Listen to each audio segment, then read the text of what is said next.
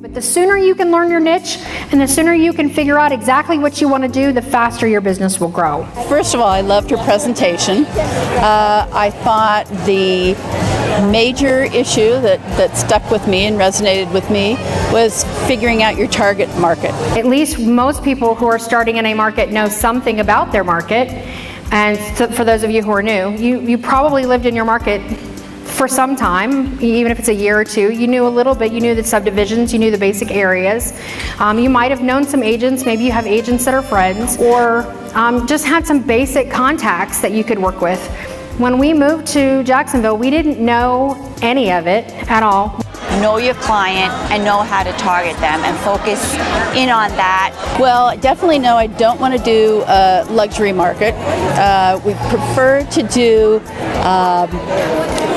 sort of entering the market, lower end. My primary customer is a flipper. I know they want to sell. I know they want to sell for the most money. The most important thing that I learned was I'm very interested in investors and flippers. And in your market, define how you need to approach those customers. And if your primary is more like Karen's, you need to be warm and fuzzy like he is.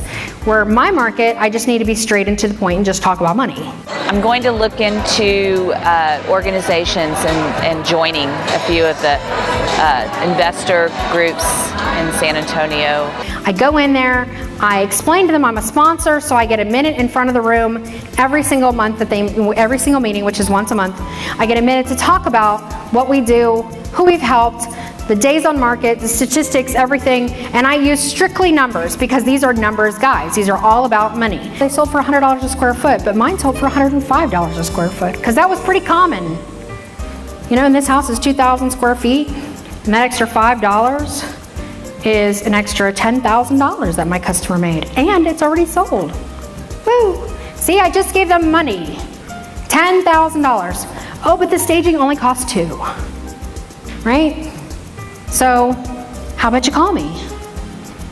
Do you know I got some calls then? Yes, that also was very informative, and I do need to do that. I don't do that, and I think that's very important. And then create and position yourself as the expert. And you do that by knowing all the data, right? And knowing how you should be talking to that audience. I think a lot of us as stagers, we're afraid to pass on a job that just might not be right for us, but we're putting so much extra energy into that where we could be doing other things that are so much more productive. And it's going to hit a lot of random things, and you might get lucky and you might hit your target. But you've probably hit a lot of other things in the process.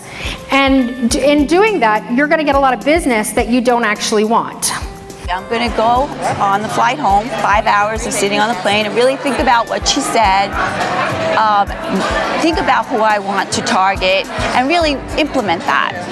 That's really, she hit home with that.